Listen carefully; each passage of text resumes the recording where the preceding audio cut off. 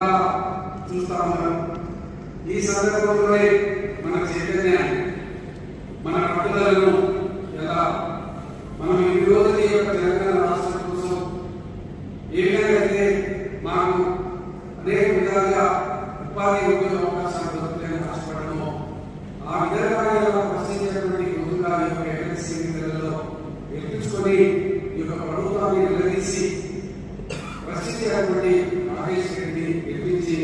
BRS party నాయకత్వంలో చాలా గొప్ప అభివృద్ధి సంక్షేమ కార్యక్రమం